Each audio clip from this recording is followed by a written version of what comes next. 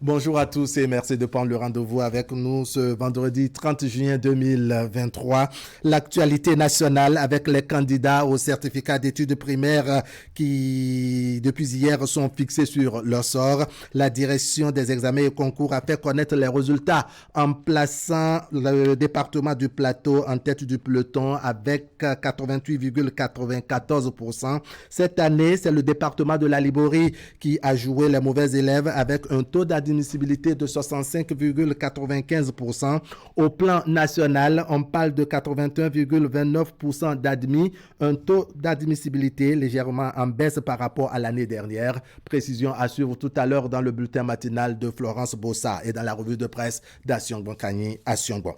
On revient ce matin encore sur le vivre ensemble des familles recomposées avec au centre des discussions l'avenir des enfants qui, pour mieux s'occuper de la garde des enfants après le divorce des parents, tout va se jouer autour de cette interrogation. Nous irons voir ce que disent les tests en vigueur en République du Bénin, ce qui est pratiqué dans nos communautés et surtout ce qui est idéal pour l'enfant et son bien-être. Le constat en tout cas est clair, un peu partout, chacun y va selon son ressenti. Dans certains cas, on choisit de garder l'enfant à l'effet de faire mal à l'autre conjoint ou pour avoir un élément de chantage au moment opportun. Dans d'autres cas, on est tout simplement préoccupé par l'avenir des enfants. De toutes les façons, nos débatteurs ce matin ont chacun leur petite idée sur la question, leurs commentaires aussi. Et donc, vous les entendrez tout à l'heure au forum de discussion.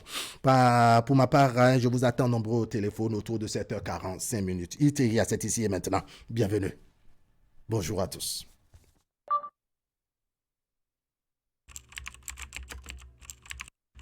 Votre chaîne Canal 3 Bénin à portée de main.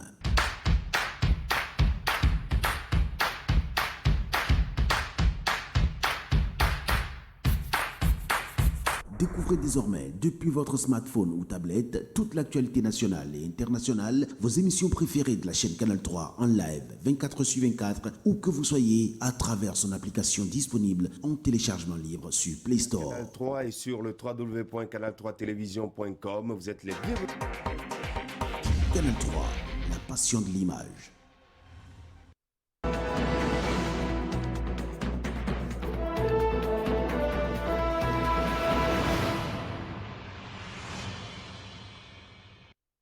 Voilà, on va maintenant à la consultation des gros titres de la presse nationale, à commencer par le quotidien Maison Fraternité, qui donne à lire dans ses colonnes ce matin à sa manchette également le rapport de la Banque mondiale sur l'état de l'économie béninoise.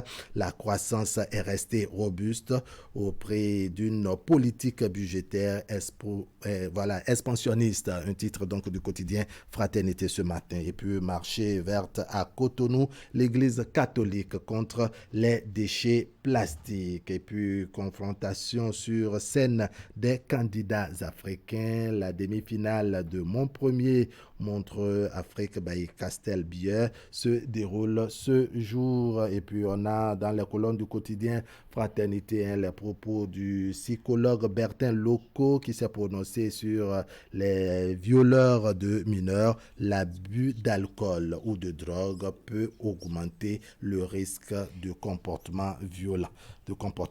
Achetez Fraternité, vous avez le reste des détails. On est maintenant à la une du quotidien Les 4 vérités. Ce peu 2023, 81,29% de taux d'admissibilité, de taux de réussite au plan national. Et puis affaire SBE, le gouvernement clarifie ce qui s'est réellement passé et bien déroulé dans les colonnes du quotidien Les 4 vérités. On va évoluer avec le quotidien Le Matin. Résultat des examens de fin d'année, 81,29% de réussite au CEP 2023 au Bénin. La session des malades prévue pour le 3 juillet 2023. Et puis prière de la Tabaski à la place Idi de Amoussa. Quand dévié, c'est à Porto-Novo, la ville capitale. Le député Jean-Claude Apiti communie avec la communauté musulmane. Et puis exposition Le Bénin en majesté à Nantes, c'est en France. Le gouvernement promeut la créativité artistique béninoise.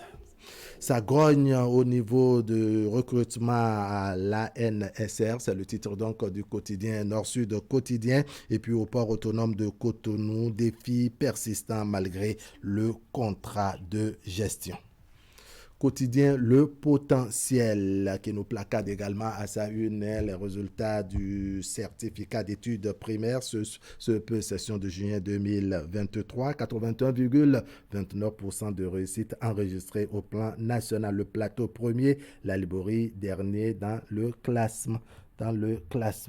Et puis, la boussole, la corruption bat le record et défie la criette. Titre, la boussole. Et puis, citation tous azimuts de la candidature pour 2026, un moyen pour une jeunesse désœuvrée.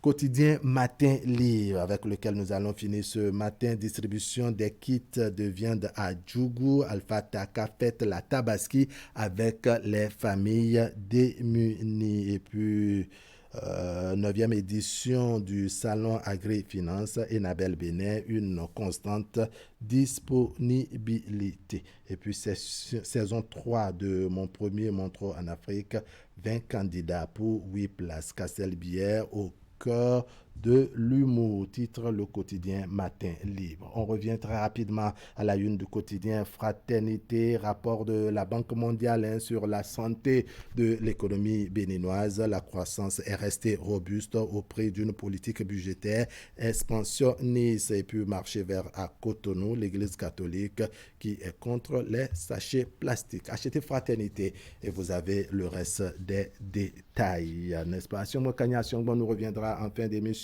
avec sa revue de presse. Il va bien nous détailler ce qui se trouve dans les intestins des parutions de ce vendredi.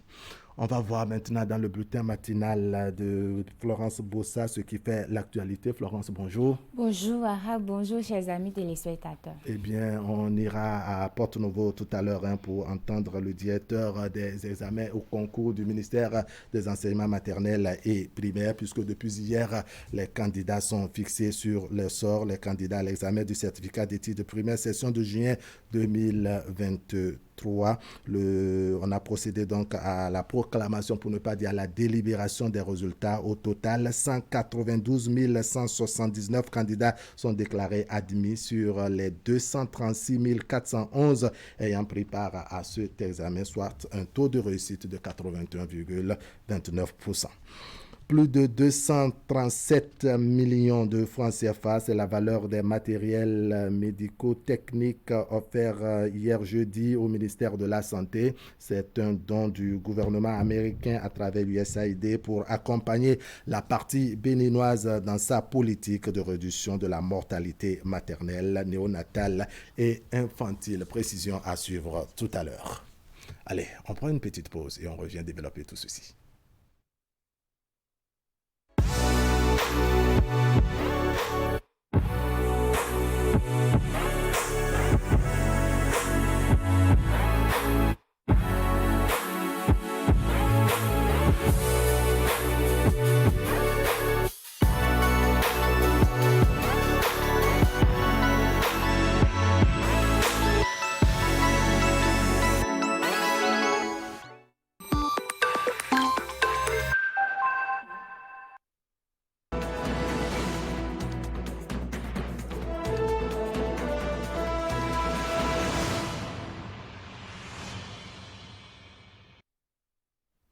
À nouveau, bonjour. Nous démarrons par les candidats à l'examen du certificat d'études primaires session de juin 2023 qui sont déjà fixés sur leur sort. La direction des examens et concours du ministère des enseignements maternels et primaires a procédé ce jeudi 29 juin 2023 à la délibération des résultats. Au total, 192 179 candidats sont déclarés admis sur les 236 411 ayant pris part à cet examen, soit un taux de réussite de 81,29%. Suivez ici les détails de cette délibération avec le directeur des examens et concours du ministère des enseignements maternels et primaires. En somme, au niveau national, nous avons comme nombre d'inscrits 241 459. Nombre de candidats ayant effectivement composé 236 411. Nombre de candidats admis, 192 179. Taux de réussite au niveau national, c'est 81,29%. Taux de réussite de l'année dernière, c'est 81,85%. La variation du taux de réussite au niveau national a chuté de 0,56%. Le département qui vient en tête, c'est le Plateau. Nombre d'admis, 11 243. Taux de réussite, 88,94%. Le deuxième département, c'est le Borgou. Taux de réussite, 87,23%. Troisième position, le Littoral. Taux de réussite, 86,91%.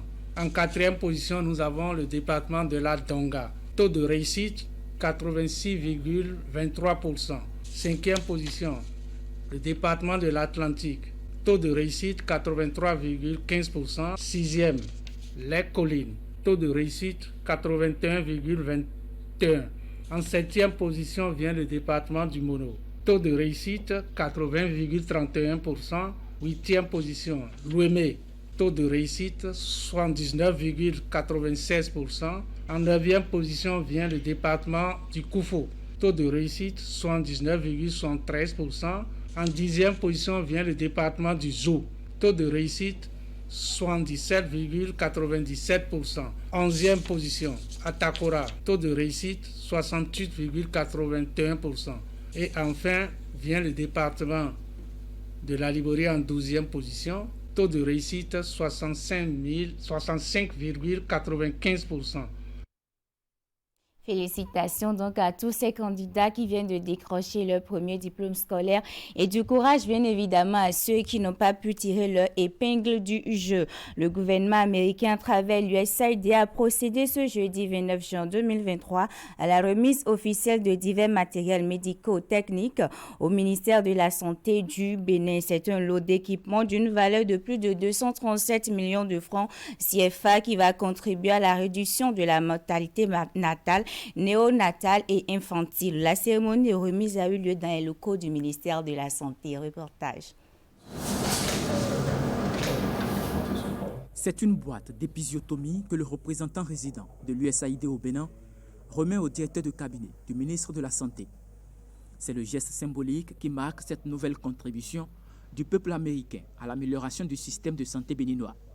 Le don est un lot d'équipements médico-techniques qui servira à réduire la mortalité maternelle, néonatale et infantile. Ces équipements permettront de faciliter les accouchements et de fournir les premiers soins de réanimation aux nouveau-nés, en particulier pendant les premières minutes critiques de leur vie.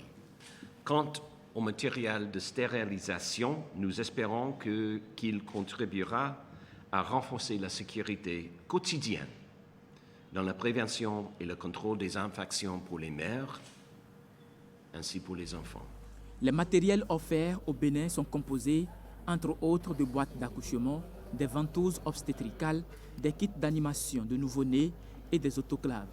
Ils sont destinés aux établissements sanitaires des 4 départements Ouémé, Plateau, Atakora et Alibori, concernés par le projet des services de santé intégrés ISA. La santé de la mère et de l'enfant constitue une priorité au niveau du secteur de la santé. En témoignent les divers investissements consentis par le gouvernement du Bénin dans ce domaine avec l'appui de ses partenaires techniques financiers. C'est à cet effet que je voudrais vous rassurer que ce don de matériel médico-technique que vous nous offrez vient à point nommé et répond aux besoins du secteur. Pour être plus précis, 253 institutions sanitaires bénéficieront de cet appui du peuple américain. Le projet en question vise le renforcement des capacités du personnel de santé, l'amélioration de la gouvernance et surtout la résilience des formations sanitaires au Bénin. Dans un autre registre à présent, de plus en plus, les petites et moyennes entreprises font leur expérience dans le secteur de l'agriculture. Une forte présence qui contribue sensiblement à l'amélioration des performances dans le domaine agricole. Et c'est pour rendre encore plus visible leur action et invention que AgriBiz Booster organise depuis ce jeudi 29 juin 2023 un salon dans la commune d'Abomey-Calavi. C'est une initiative pour mieux faire connaître le talent de ces jeunes entreprises dans l'agro-business. Le salon agricole et financier ouvre ses stands au public à l'Agence territoriale de développement agricole Pôle 7 d'Abomey-Calavi. À ce salon qu'organise AgriBiz Booster, des petites et moyennes entreprises exposent leurs produits essentiellement à base d'ananas et autres. Ce qui justifie la pertinence du thème, un système dynamique pour les petites et moyennes entreprises durables. L'édition du Salon Agri-Finance de l'année 2023 se donne pour ambition d'offrir aux différents dispositifs de facilitation d'accès au financement une tribune pour se faire connaître, de nouer des partenariats avec des institutions pouvant faciliter leur mise en œuvre et de les connecter aux principaux utilisateurs. Des objectifs qui sont en cohérence avec le programme d'action du gouvernement. En appui, les partenaires que sont Enabel, Coopération belge et Plan Bénin qui mettent l'accent sur les initiatives de jeunes entrepreneurs. L'objectif d'Enabel est de contribuer au développement et à l'émergence des initiatives de promotion des différentes chaînes de valeur des filières au Bénin, ce qui traduit bien la volonté de la coopération bénino-belge d'œuvrer au développement de l'agriculture au Bénin et spécifiquement dans les filières agricoles telles que l'ananas, le riz et l'anacarde. Le plan international Bénin et ses partenaires ont donc pour ambition d'accompagner dans les 5 prochaines années plus de 500 000 jeunes, notamment des jeunes femmes dans la tranche d'âge de 17 à 24 ans, dans les différentes filières de développement agricole, que ce soit la filière ananas, le riz, l'aquaculture. Le salon est prévu pour durer 3 jours, au cours desquels des panels sont prévus sur différents thèmes. Financement de la petite entreprise agricole au Bénin, présentation de quelques mécanismes et accompagnement des PME au Bénin. Dans le département du Mono, pour finir, les membres de la conférence administrative départementale se sont retrouvés la semaine dernière pour leur réunion statutaire. C'était la deuxième session ordinaire au titre de l'année 2023. Une session qui, une fois encore, a été consacrée au sujet touchant la vie et le fonctionnement de ce département. On va faire le point avec Nassis Salossé. 6 points pour 2 communications. C'est la charpente de cette session ordinaire des membres de la conférence administrative départementale du Mono, la deuxième au titre de cette année 2023. D'abord, le programme de filet social baptisé Bessoké, dont la mise en œuvre démarre à partir de ce mois de juillet. Le programme Bessoké recouvre des interventions à faire au cœur des communautés, notamment les pauvres extrêmes, que nous devons pouvoir accompagner en termes à travers des actions de relèvement, d'autonomisation et aussi des personnes qui sont des ménages qui sont victimes des chocs covariants. Et dans la juridiction de notre département du Mono, il s'agit essentiellement des victimes des inondations. Les inondations, oui, et parallèlement à ce programme, les dispositifs d'alerte ont été réactivés. Depuis quelques années, quand même, nous sommes restés dans une phase préventive et nous espérons avec les dispositifs que nous allons activer dès la semaine prochaine et avec le mécanisme de surveillance au plan national, nous puissions également sortir de je ne dirais pas cette crise, mais de cette réalité que nous vivons dans le département du Mono, avec moins de dégâts et que les années à venir, nous puissions conjuguer ces difficultés au passé. Ensuite, l'actualité de la fête de l'indépendance, célébrée à la date du 1er août chaque année. Dans le département du Mono, les préparatifs ont été abordés au cours de cette réunion. Nous avons pris certains arrêtés qui ont été partagés avec les membres de la conférence administrative afin que chaque acteur puisse appréhender non seulement le comité dans lequel il doit siéger, mais également nous faire le retour sur les dispositions techniques et pratiques que chaque comité doit dérouler pour une bonne organisation de cette fête. Bien d'autres sujets, notamment la mise en œuvre du projet Souhaite dans le département du Mono et le point de la consommation des crédits délégués au deuxième trimestre de l'année 2023, ont meublé le menu de cette réunion de la CAD qui désormais se tient par trimestre. Wahab, ainsi s'achève ce bulletin d'information. Et vous partez comme ça. Oh, vous allez nous manquer également aux téléspectateurs. Florence Bossa, merci beaucoup. On va accueillir Ali Moumouni qui est déjà sur le plateau. Ali Moumouni, bonjour. Bonjour Wahab, bonjour à tous. Les sports, c'est avec vous juste après ce rideau publicitaire.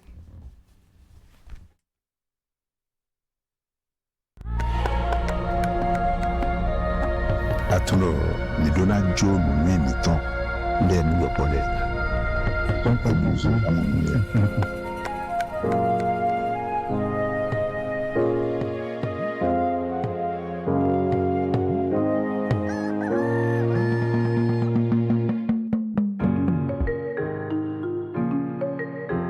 Kosi, Atilo m'a appelé Gangan.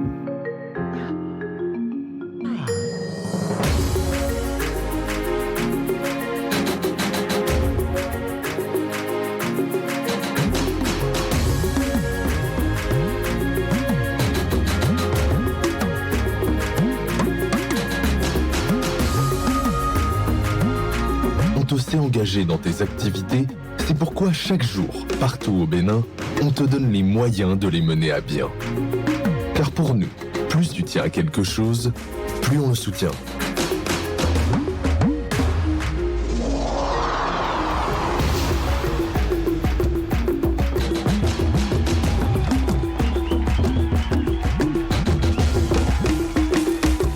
Près de toi, près pour toi.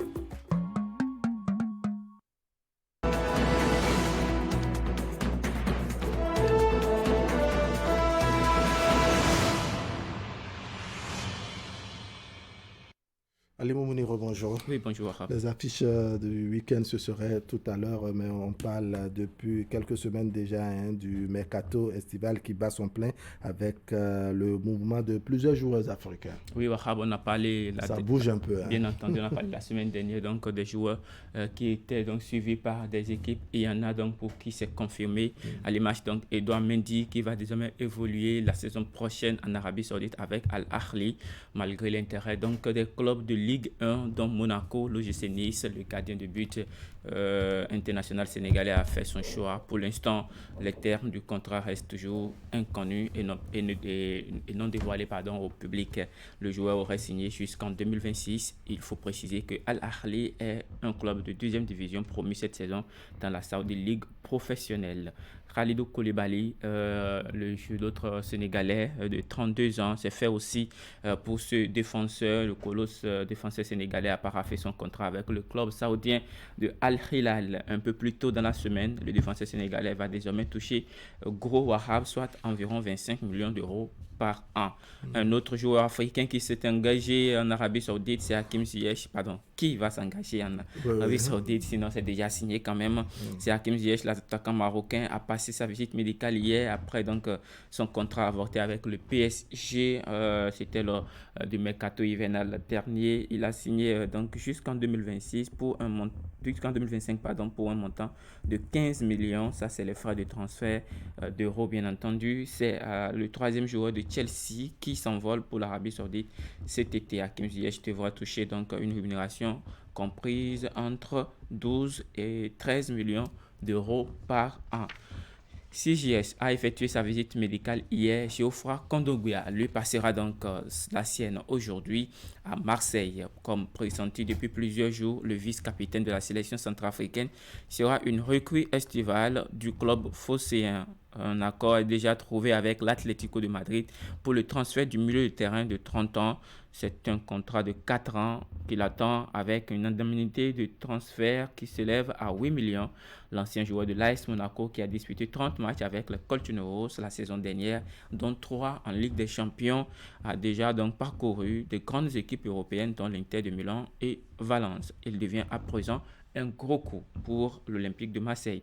Intéressons-nous aux gardiens de but camerounais pour finir ce tour des joueurs qui sont donc en mouvement concernés par le transfert des joueurs africains, bien entendu. Les discussions sérieuses ont enfin démarré entre la partie de joueurs et le club mancunien.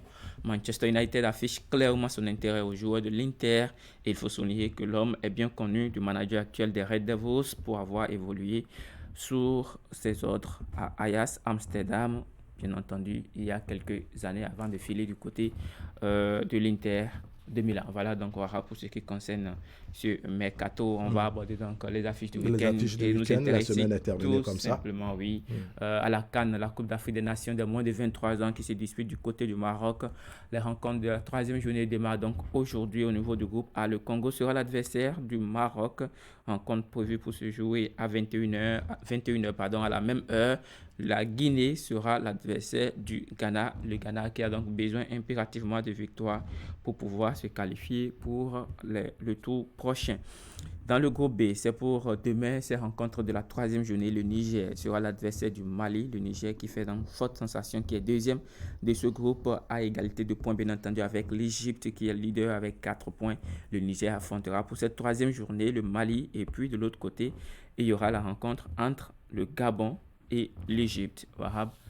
Et c'est l'essentiel à retenir pour cette semaine. D'accord, c'est pour cette semaine. Sportivement, votre Ali Moumouni, merci beaucoup. On va faire venir les débatteurs des vendredis sur ce plateau. Ensemble, nous allons répondre à cette question: qui pour mieux s'occuper de la garde des enfants après le divorce des parents? On sait que tout ne se passe pas toujours bien quand il s'agit de se séparer. À qui revient de façon plus responsable la garde des enfants? Comment les choses se passent souvent? Que disent les tests en République du Bénin? Eh bien, on va feuilleter tout cela avec Zakiat Latundi, Naguib Alagbe, Koko Arsène Medouignon et Ghislain Jérôme Djiroquin. Un peu avec vous, Ali Mouni, avant que vous ne partez, qui, selon vous, pour mieux s'occuper de l'éducation, si pour ne pas dire de la garde des enfants après un divorce? Je crois que c'est une question à plusieurs volets, parce que vous savez, aujourd'hui, on se dit souvent qu'il faut laisser la femme garder en fait son enfant après le divorce. Oui. Maintenant, il y a aussi plusieurs paramètres qui entrent en jeu, parce qu'on sait de quoi les femmes sont capables. Justement, oui, certes. Elles diront qu'elles savent également de quoi les hommes sont capables. Oui, justement, c'est de son enfant qu'il s'agit, mais aussi, il ne faut pas oublier que l'homme est souvent tenté de vouloir tout diriger, donc va nécessairement vouloir garder son enfant, parce que le plus important pour lui, c'est d'assurer un avenir à cet enfant-là.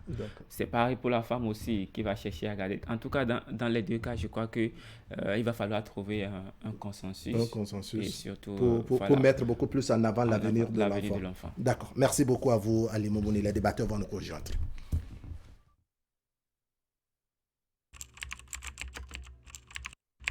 Votre chaîne Canal 3 Bénin à portée de main.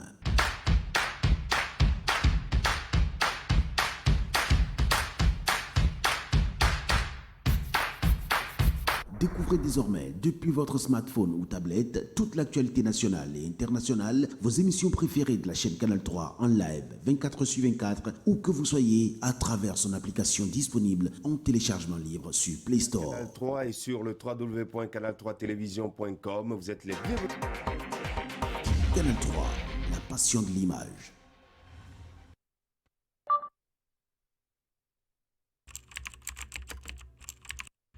Votre chaîne Canal 3 Bénin à portée de main.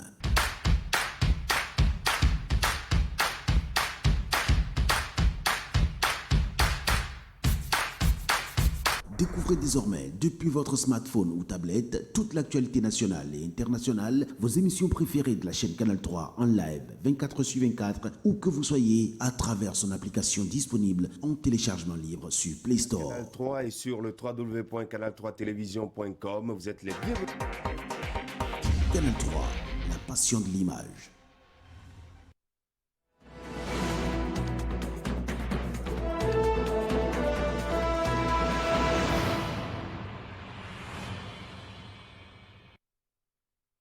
D'accord. Ghislain Jérôme Djiroquin, bonjour. Bonjour Ahab. Bienvenue sur le plateau de Iriteria. Koko Hassen Medewayon, bonjour. Bonjour. Bienvenue également à vous sur le plateau d'Iriteria. Nagui Balagbe, Zakiat Latoundji vont certainement nous rejoindre tout à l'heure. Le plateau de discussion s'installe donc avec cette grosse interrogation au centre des discussions. Qui pour mieux s'occuper de la garde des enfants après le divorce des parents? On sait que, n'est-ce pas, tout ne se passe pas bien quand les parents se séparent. Et puis il y a également l'influence des enfants lorsque la famille est à recomposer. C'est donc la problématique de ce vendredi matin. Qui, selon vous, Ghislain Jérôme Djiroquin, pour mieux s'occuper de la garde des enfants après le divorce des parents? De façon générale, sans nous tromper, nous savons combien de fois une mère aime son enfant. Donc, il serait toujours ou souvent de bon ton de confier quand même l'éducation des enfants à sa femme, même après la séparation. Maintenant, il faut d'abord connaître un peu celle qu'on a comme femme à côté, connaître ses principes. Pour ne pas dire celle qu'on avait. Bon, celle qu'on avait, voilà, justement. Connaître un peu ses principes, comment elle se comporte. Est-ce que, entre-temps, quand il y a une situation entre les parents, est-ce qu'elle se met quand même à battre cet enfant-là à mort? Il faut étudier d'abord sa femme, connaître avec qui on a affaire et de décider. Mais nous ne pouvons rien décider sans la loi parce que nous sommes dans une république qui est régie certainement par des lois. Et selon nos recherches, on nous dit quelque part, si les parents étaient mariés, les deux parents exercent en commun l'autorité parentale. Si les deux parents n'étaient pas mariés, le père exerce en commun l'autorité parentale avec la mère s'il a reconnu l'enfant avant l'âge d'1 an. La mère exerce seule l'autorité parentale. Donc, à mon humble avis, je pense qu'il serait quand même de bon ton que cette responsabilité soit confiée à la femme. D'accord. Allez, vous aurez un voisin de gauche tout à l'heure, c'est Nagui Balagbe qui va nous rejoindre sur le plateau parce qu'il y a déjà Zakiat Latoundji à la gauche de Koko Hassen Medewayon. Zakiat Latoundji, bonjour. Bonjour. D'accord. Alors, on s'intéresse, comme je l'ai dit, à la problématique de la garde des enfants au lendemain du divorce donc des parents. Tout ne se passe pas très bien parce que quand on parle de divorce, ce n'est plus la bonne nouvelle. Mais on sait que en termes de recomposition des familles, ce n'est pas toujours gagné, ce n'est pas également gagné d'avance. Qui, selon vous, pour mieux garder les enfants au lendemain du divorce des parents? C'est bien déjà de dire que le divorce, c'est pas toujours agréable. Il faut, dans la mesure du possible, œuvrer pour qu'on n'en arrive pas là. Mais dès qu'on se retrouve là, on est obligé de faire face à ses responsabilités, de trouver le moyen de garder les enfants. Alors, qui pour garder? À mon avis, l'homme peut garder de la même manière, la femme aussi peut garder. Mais il y a beaucoup d'éléments qui entrent en ligne de compte. Ghislain parlait tout à l'heure de la femme, il faut savoir avec qui on est. Mais je pense qu'avec qui on est à l'étape actuelle, c'est-à-dire après la séparation avec la femme qui a eu les enfants et la personne avec qui on s'est remis. Je pense qu'il faut tenir compte aussi de ça pour pouvoir dire qui doit garder les enfants. Oui, ce sont des paramètres à prendre en compte. C'est-à-dire après le divorce directement entre le couple divorcé, qui gardait les enfants et comment tenir compte de cette garde d'enfants quand il s'agira de se recomposer. Parce que la femme qui s'en va aura à se reconstruire, l'homme qui reste également aura à se reconstruire. À se reconstruire. Voilà. Donc c'est vraiment dans tous les sens possibles. Après, il y a la question des ressources aussi. Parce que si la garde des enfants, les ressources, les ressources financières, ressources matérielles, ressources en termes de disponibilité aussi, parce qu'il faut bien que quelqu'un peut avoir les moyens. Je donne un exemple simple. On peut se retrouver dans un cas où la femme a une bonne situation financière, par exemple. Parce que quand je commence à parler de situation financière, j'imagine que tout le monde a les regards orientés vers l'homme. Mais on peut se retrouver dans une situation où c'est la femme qui a une très bonne situation financière. Et peut-être que ses activités ne lui permettent pas d'être vraiment disponible pour s'occuper des enfants. Donc, du point de vue de la logistique, il y a tout ce qu'il faut pour ces enfants-là. Mais le suivi parental, l'autorité parentale n'est peut-être pas là comme cela se doit pour aider les enfants maintenant à grandir dans de meilleures conditions et avoir l'éducation nécessaire. Dans un cas comme ça, on a beau avoir les moyens, mais la femme se retrouve par exemple dans l'incapacité d'assurer cette garde-là des enfants. Donc, d'une manière ou d'une autre, je pense que le couple, même si aujourd'hui il est séparé, doit penser non seulement à lui, enfin, à chacun individuellement, mais penser également aux enfants pour la suite, afin de trouver véritablement la personne qui est mieux Comme l'a dit Ali Moumouni qui vous a précédé sur ce plateau, il faut penser à l'avenir. Oui, il faut penser à l'avenir des enfants. Très important. On vous écoute sur le sujet. Bien. Vous avez écouté tout à l'heure Ghislain Jérôme Dioquin, Zakiat Latoundji également. Avec mon expérience de vie, je dois mieux connaître ma femme. Et à la séparation, dans quelle main elle se retrouve, je ne sais pas. Mais avec ce que moi je sais, j'ai gardé du vécu. Zakiat, on nous parle du vécu là. J'ai gardé trois de mes enfants. J'ai forcé la main à la femme de ne pas éduquer mes enfants. Parce que c'est ce que je condamne. Qui doit continuer avec les enfants, donc c'est des filles. Je ne peux pas laisser ces enfants conduits par leur maman. Et on a tout fait. Finalement, j'ai gardé ces enfants. Et ces enfants, actuellement, ont quand même le niveau qu'il faut.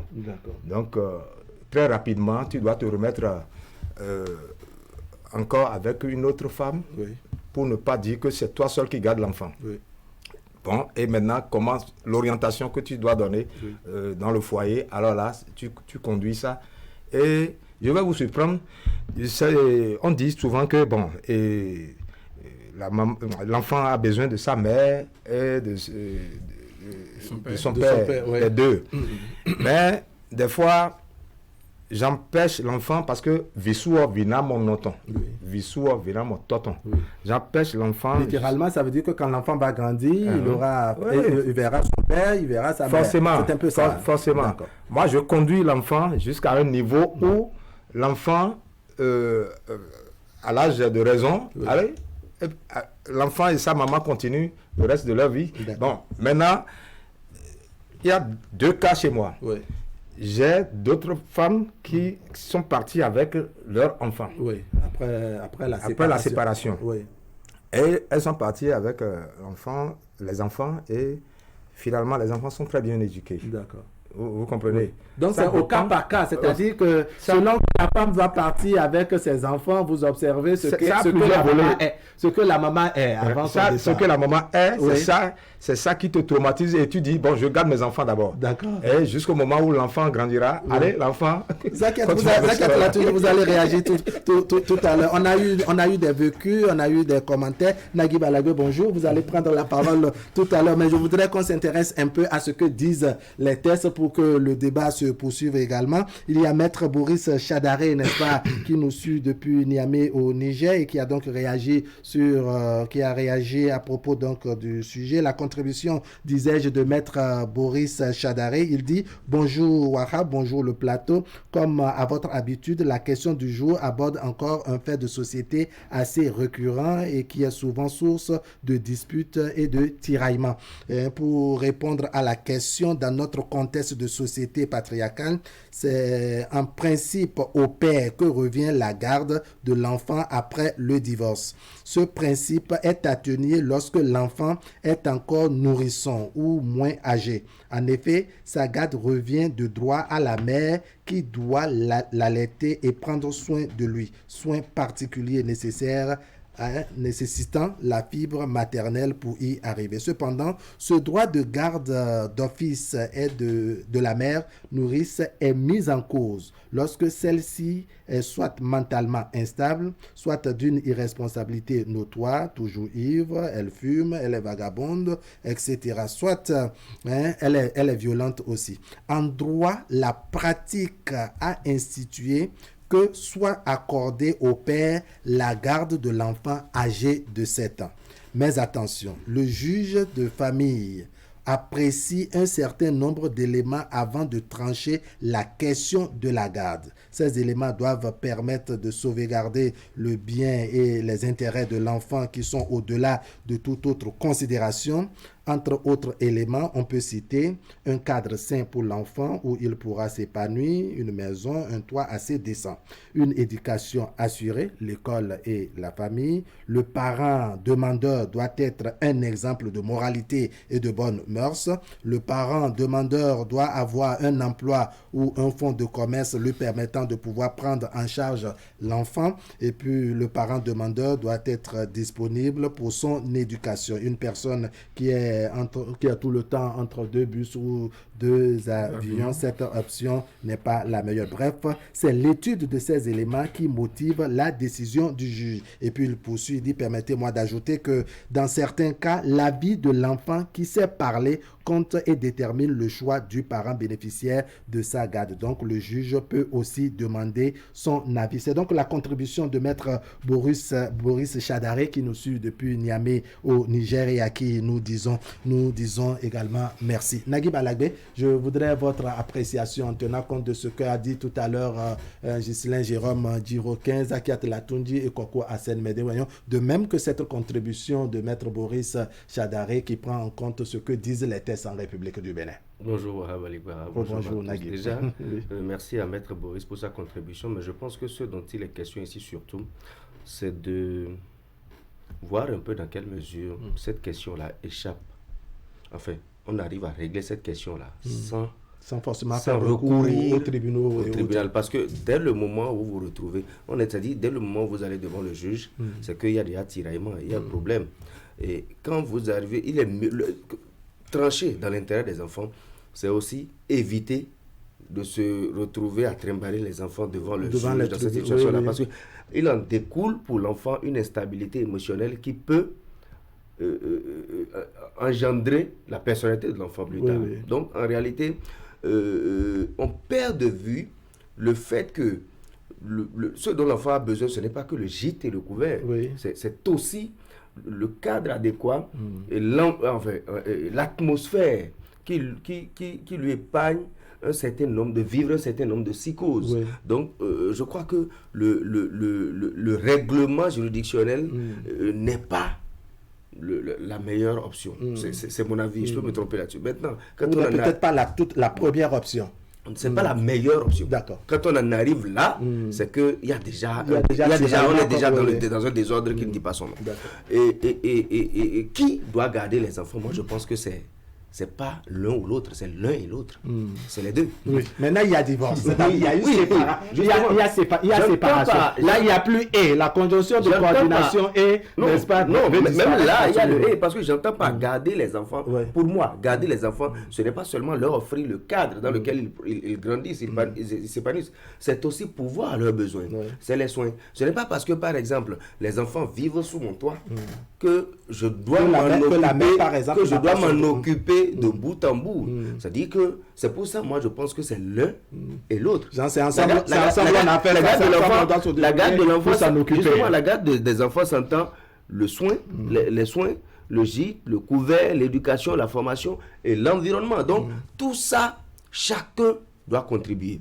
Maintenant, où est-ce que les enfants restent?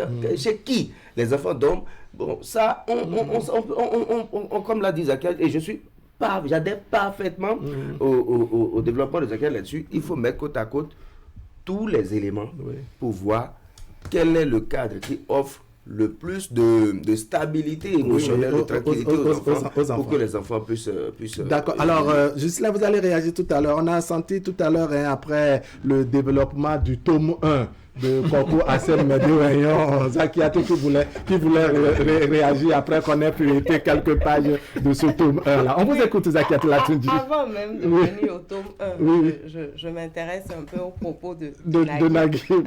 Le tome 1 de Naguib. Le tome 1 de Naguib, si vous voulez. Mais je pense que ce que Naguib dit, c'est ce qui devrait être normalement. Oui, mais dans la pratique, malheureusement, À partir du moment où il y a séparation, à partir du moment où il y a divorce, c'est qu'on ne s'entend plus.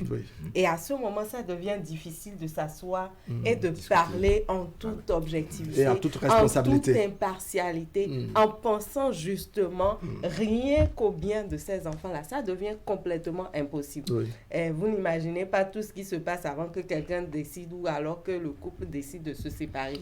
Et donc, à des moments après séparation, là, c'est même compliqué de s'asseoir autour d'une même table et de parler. C'est parfois difficile même de décrocher les appels. Bon, donc vous imaginez que dans un contexte comme ça, chacun étant animé par son propre ego, conduit par son ego, n'arrive plus vraiment à faire la part des choses. Et je pense que ce genre de plateau permet également d'attirer l'attention des uns et des autres, de sensibiliser véritablement sur ce qui doit être l'objectif. Parce que ce sont d'abord les enfants. Si c'est que chacun doit partir pour refaire sa vie, il n'y a pas de problème. Avec qui, c'est où vous dormez, où ça n'intéresse absolument plus le conjoint à partir du moment où vous n'êtes plus ensemble. Mais il faut penser à l'intérêt des enfants à ce moment et pouvoir faire ce genre de débat-là. Trouver qui est-ce qui a les meilleures conditions possibles pour pouvoir accueillir les enfants.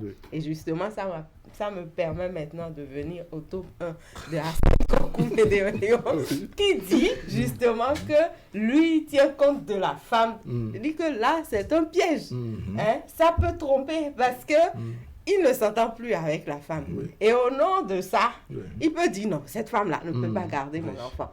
Et justement, quand on regarde un peu les dispositions prévues par la loi, tel que rappelé par Maître Boris Chadaré. Rappelé par Maître Boris Chadaré, vous comprenez que c'est le juge de famille qui apprécie. Alors là, il apprécie sur des éléments bien... ça, c'est quand l'affaire est conduite devant les juridictions. Oui, c'est pour vous dire que quand ce n'est pas conduit devant les juridictions et que c'est au niveau de la famille et qu'on veut trouver le gentleman agreement, le consensus approprié, à un moment ou à un autre, ce n'est pas évident qu'on reste tout à fait objectif. Parce que si je me sépare avec la femme, je suis l'homme, je me sépare avec ta femme, je ne veux pas que mes enfants restent avec elle, je veux pouvoir garder mes enfants. Mais je veux garder mes enfants avec qui après? Parce que, étant homme, je vais me remettre avec une autre femme. Cette femme avec qui je me remets, est-ce qu'elle est prête à accepter les caprices de mes enfants? Est-ce qu'elle est disposée à moi, si je dois laisser parler le moi qui est moi, la Zakiat que je suis, je dirais, si quelqu'un a fait un enfant, la personne n'a qu'à garder son enfant. Quand je parle... Mais vous faites les enfants ensemble. Attendez. La garde me rejoint. Qu'une femme ne garde l'enfant de... Attendez. On attend. Je pense que, de façon très honnête, il vaut mieux que la personne qui a fait l'enfant, je ne parle pas de l'homme, la femme qui a fait son enfant au Merci. Comme ça, on évite les palabres parce que l'autre femme qui vient là, elle va faire pour elle. On vous écoute. Je pense que ce qu'elle est en train de dire, c'est idéal. Mais avec la réalité sur le terrain, ça ne permet pas de toujours procéder de cette manière. Avec la réalité sur le terrain aujourd'hui, c'est cas par cas. C'est ça. Ne me demandez pas de laisser mon enfant à une femme qui a commis l'adultère que j'ai renvoyé, qui est allée se prendre une chambre à coucher quelque part, et c'est le défilé des hommes par là, matin, midi, soir. Ne me demandez pas de lui confier mon enfant. Elle a été mère de mon enfant. Non, il décrit une situation. Est-ce qu'elle n'est pas restée dans ma chambre? Il y a une situation. Et c'est parce que j'ai constaté qu'elle est en train de commettre l'adultère que bon, écoutez, on rompt la relation. Et puis elle est partie. Maintenant, celle-là me dit qu'elle veut retirer ses enfants, qu'elle veut prendre ses enfants, soulève ses parents contre moi. Mais moi, je ne peux pas lui laisser les enfants parce que leur éducation en dépend. Là, je serai obligé de prendre mes responsabilités. Donc, c'est là où je suis en train de dire que c'est cas par cas. Est-ce que je voudrais compléter tout à l'heure? Déjà, la question de l'ego dont parlait Zakia tout à l'heure. Et je le sens, je le sens. Mais il adore. Moi, je voudrais qu'on considère des enfants. Vous allez apprécier. Moi, je voudrais qu'on considère, n'est-ce pas, que c'est un fait qu'il a décrit. C'est un fait qu'il a décrit. C'est-à-dire, sa femme commet l'adultère, n'est-ce pas? Elle s'en va se louer une chambre et sa vie se poursuit avec des visites ininterrompues. C'est une destruction. Donc, on prend les choses telles quelles et là, maintenant, on apprécie. Non, on prend les choses telles quelles, c'est difficile. Parce que vous savez quoi? Il est difficile d'avoir un regard bienveillant, agréable après le divorce. Oui, quand une femme est partie, en fait, la plupart du temps, on s'imagine la vie de la femme qui est partie. C'est-à-dire qu'on se fait un film. Cette femme-là, elle n'est pas sérieuse, elle s'en va. Déjà, elle ne s'est même pas encore installée quand on a décidé de garder ses enfants. Parce qu'on s'imagine déjà que quand elle va partir, voilà, là, c'est une vie de débauche qu'elle va mener. Et même quand la femme n'est pas dans ce genre de conditions, c'est-à-dire on est dans nos bulles et on se dit, maintenant ce que je voudrais dire pour parler d'ego tout à l'heure, c'est que la femme ait commis l'adultère ou pas, du moment que vous êtes séparés. J'entends Ghislain dire, je ne peux pas laisser mon enfant, mais ce n'est pas que ton enfant, c'est son enfant aussi. Ça garde le nom de la femme, non, la femme garde le nom de écoutez, la femme adultérienne là, c'est elle qui a porté l'enfant dans son ventre 9 mois et c'est elle qui a mis cet enfant là au monde. Et donc l'enfant est autant ton enfant. C'est pas d'abord la question de l'enfant porte quel nom, c'est réglé. C'est réglé. L'enfant peut porter ton nom comme il peut porter le nom de sa mère. L'enfant porte nos noms. Et donc il faut pouvoir déjà partir sur le principe que l'enfant est aussi bien l'enfant de sa mère que l'enfant de son père. Donc, je ne laisse pas mon enfant. Non, ce n'est pas que ton enfant. Je ne laisse pas notre enfant. Voilà, c'est votre enfant. Et même quand vous décidez de garder l'enfant, quand vous voulez garder l'enfant, déjà, il faut se dire une chose. Moi, personnellement, je dis toujours que ce n'est pas la peine de tirailler un enfant.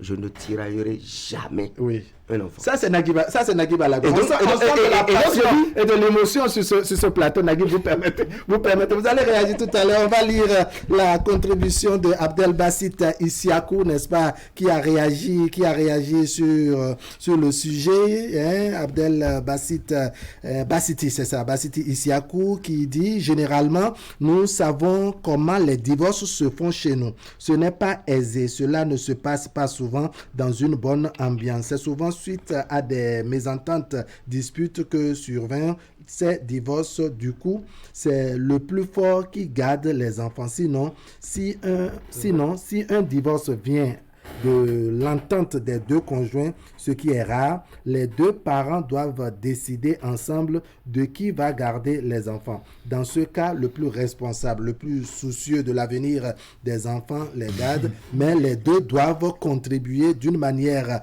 ou d'une autre à leur éducation, à leur réussite. Sur le plan juridique, la loi a fixé les conditions en la matière. Avant l'âge de 7 ans, la mère garde l'enfant. Après cet âge, le père peut demander et obtenir la garde des enfants. Tout dépend de sur quel plan nous voulons évoluer. Ça, c'est la contribution de Abdel Bassit Issiakou, à qui nous disons merci. Il nous suit en ce moment depuis là où il est. Et bonjour donc à tous les membres du groupe Waké Info. C'est de là que nous vient cette contribution ce matin. Zakia Tlatounji, je sens que vous allez réagir, mais je voudrais qu'on écoute Kokou Hassen Médéoyon. Peut-être qu'il va nous développer le tome 2 de son expérience en la matière. Évoluons dans le tome 2. C'est pour vous dire que quand Ghislain parlait tout à l'heure, j'ai senti une chaleur paternelle en lui. C'est ça. Qu'est-ce que je veux dire par là? Parce que quand tu es soucieux de tes enfants et que la femme de moralité douteuse, parce que quand vous êtes ensemble et vous ne vous comprenez pas, et finalement c'est la séparation. Zakia disait tout à l'heure, sur quelle chose là, on va s'asseoir et discuter sur quoi. Et Naguib disait, il vaut mieux ne pas aller devant le juge. J'ai suivi tout le monde avec beaucoup de passion. Maintenant,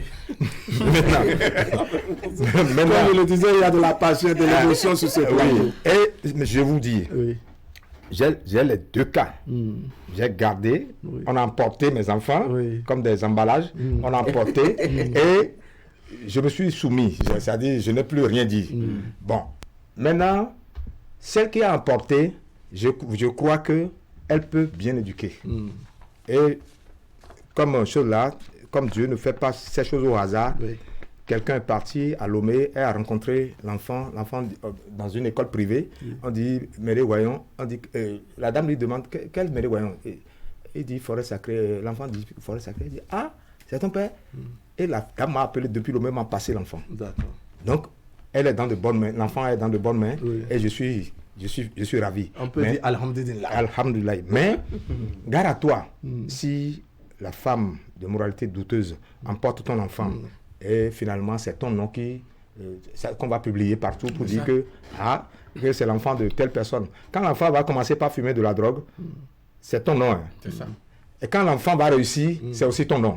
Mais désormais, c'est notre nom, c'est votre nom. Pour plus de prudence, moi je dis, je garde mon enfant. J'ai les deux cas. Et j'ai un enfant avec moi. Même quand vous parlez de 7 ans, la maître Boris a décrit les choses. Et les conditions fixées. Je suis d'avis de ce qu'il vient de dire, décrire, je suis d'avis. Puisque l'enfant, une dame qui me prend de l'argent, chaque mois, l'enfant est malade. Et je donne l'argent pour choses. Et j'ai mené mes enquêtes au niveau de l'hôpital. On m'a dit non, que l'enfant n'est jamais malade. Et elle est venue négocier avec la sage-femme ici pour me soutirer de l'argent. J'ai dit, mais ça veut dire quoi? Quand j'ai commencé par dire non, je vais suivre de près, on me dépose l'enfant. C'est ça. Quel juge va dire de lui laisser l'enfant? On me dépose l'enfant, j'ai pris l'enfant, la photo de l'enfant. L'enfant est en classe de CE2 actuellement. J'ai pris la photo de l'enfant jusqu'à présent et j'ai interdit même à la dame de venir chez moi, puisque une fois par an, elle peut visiter son enfant. L'enfant est en classe de CE2, l'enfant n'a jamais connu sa maman et nous sommes là dans ce schéma. Maintenant, une femme de moralité douteuse, je ne peux pas laisser mon enfant à cette femme. Jamais. Allez, le tome 2 paraît un peu plus brutal. Jamais. Brutal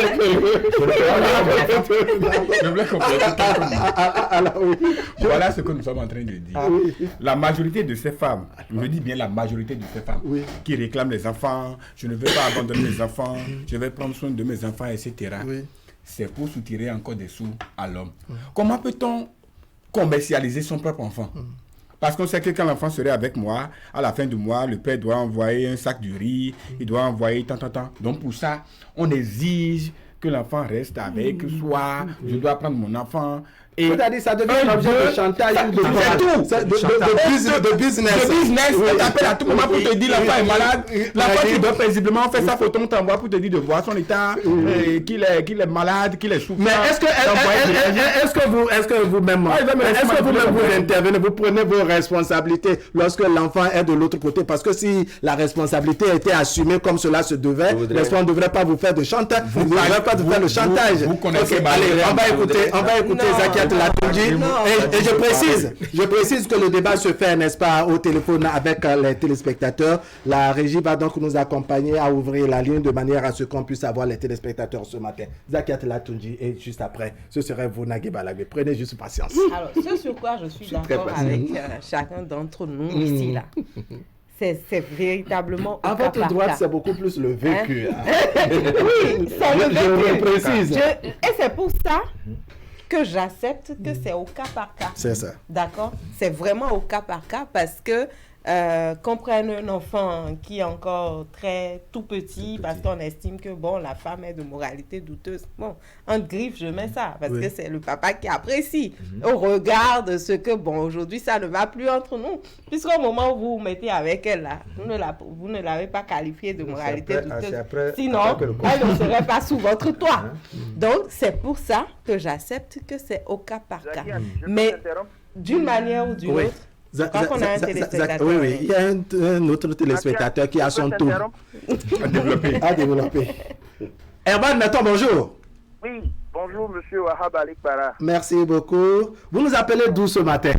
Je suis au bureau à Médokor. D'accord. Vous avez combien d'enfants que vous gardez finalement après le départ d'une de vos femmes?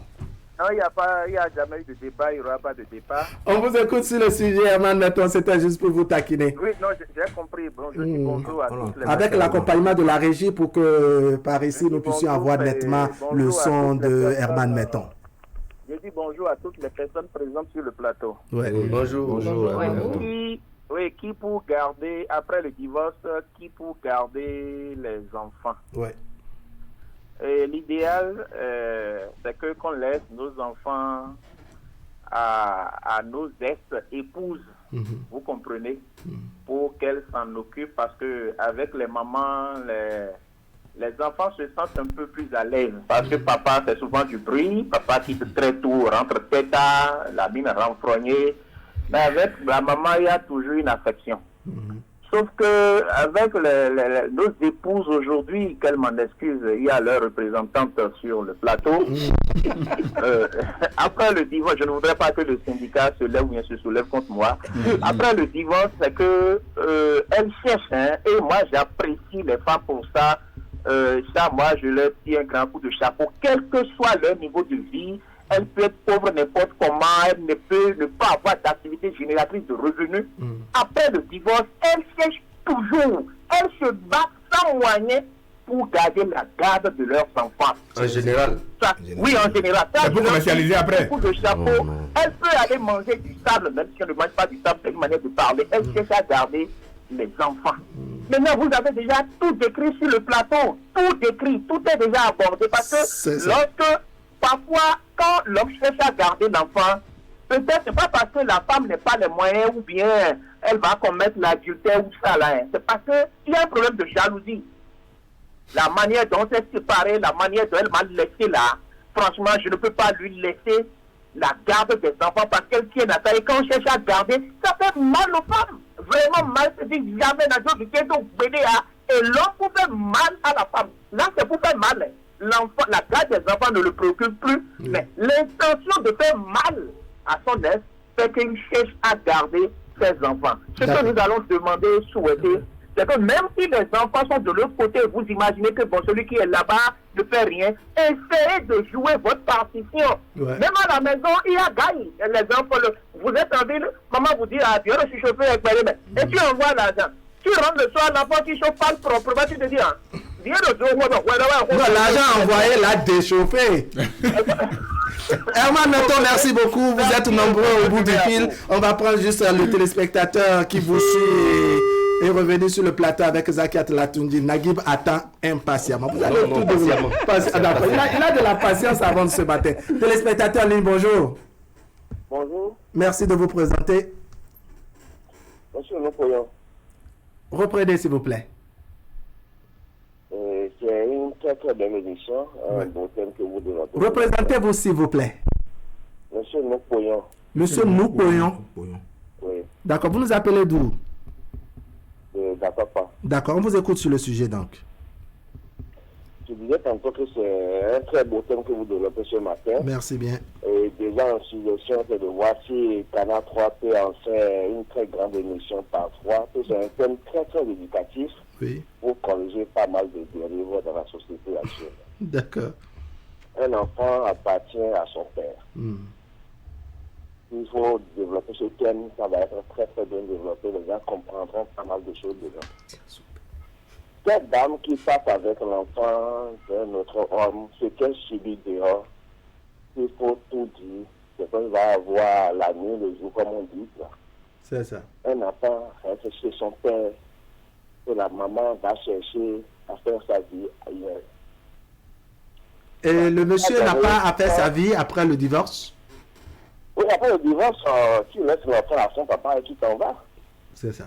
Alors, quelle garantie la maman a? Parce que après, même si l'enfant porte votre nom, comme vous dites, vous savez que la question est réglée avec la révision de nos tests désormais.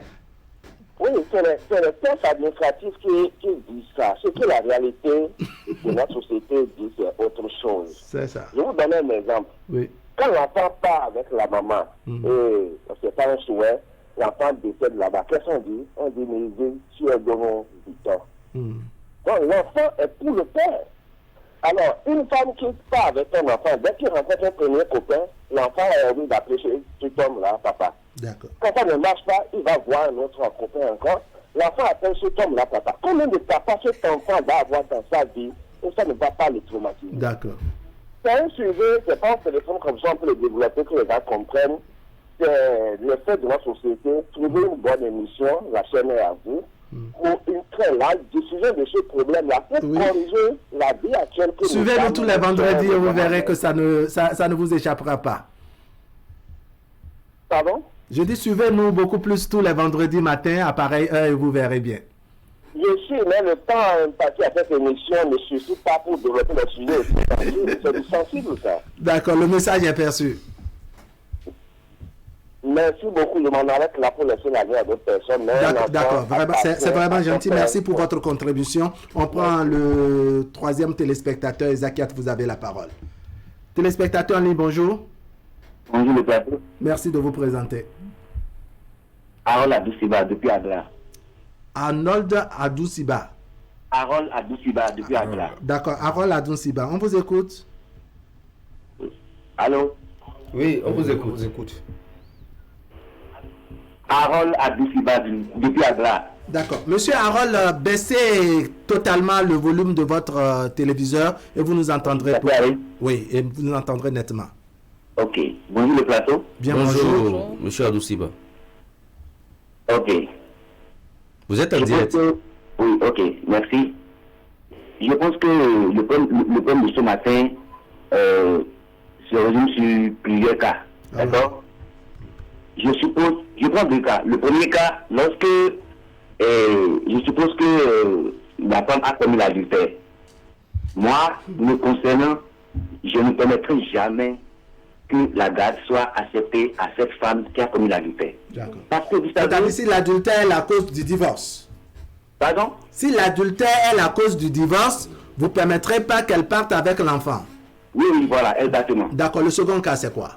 Le second cas, c'est que, enfin, il y a eu, c'est-à-dire, on a divorcé de façon naturelle, quoi. Peut-être il y a eu des événements qui se sont survenus, enfin, et en tout cas, on ne s'est plus compris et finalement, on a divorcé. D'accord? Malheureusement, mais des choses vous savez, dans tout ça là, moi je pense que c'est l'intérêt de l'enfant qu'on doit véritablement sauvegarder. D'accord. Parce que je prends le cas de la femme qui a commis l'adultère. Je ne peux pas laisser moi, mon enfant, enfin, je ne peux pas laisser cette femme garder cet enfant pour moi. Parce que quoi, demain, lorsque cet enfant fera quelque chose, lorsque cet enfant deviendra quelque chose, on dira que c'est l'enfant de telle personne qui est devenue telle chose. D'accord. C'est-à-dire vous craignez que la maman aille enseigner à l'enfant comment on commet l'adultère. Oui, parce que... D'accord. Alors moi je vous trouve un troisième cas, monsieur Harold Adousiba.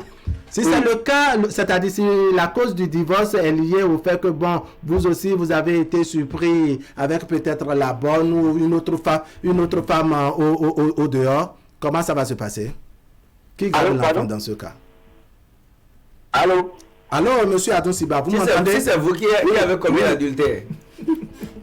C'est moi qui ai commis l'adultère. Oui. Qui garde l'enfant dans ce cas? Mais de toutes les façons, la garde me reviendra. Monsieur Harold Adousiba, on vous comprend. Quelque peu dictateur, hein, ce Adousiba. Adousiba, merci beaucoup. C'est intéressant votre réaction de ce matin. Zakiat Latoundji, vous avez rapidement la parole et Nagui Balagbe qui nous a vendu sa patience va prendre la parole. Je ne suis pas d'accord quand on parle de marchandage. C'est justement pour ça que je voulais réagir tout à l'heure. Mais dans la pratique, on a ça. Non, c'est des cas de chantage des femmes qui ont gardé l'enfant de l'autre côté. À mon avis, c'est une mauvaise interprétation. Parce que si je prends le la cas de... La porte-parole des femmes intervient. C'est de l'escroquerie. Pas forcément. Mais j'apprécie la situation au regard de ce que je vois et au regard d'un certain nombre de choses. Oui. Je prends le cas d'un homme, d'accord? Oui. Après séparation, cet homme-là se remet dans une autre vie de famille. La femme est avec ses enfants. Oui. Je ne suis pas sûre que si cet homme arrive véritablement à jouer son rôle, c'est-à-dire que bien que n'étant plus avec les enfants, fait ce qu'il doit faire pour mettre les enfants quand même à l'aise et apporte sa contribution pour l'éducation des enfants, qu'on se retrouve encore dans un cas de chantage et tout ça. Les cas de chantage, c'est encore une autre situation. C'est un autre marché. Non, je ne suis pas contre, enfin, je ne dis pas qu'il n'y a pas de chantage.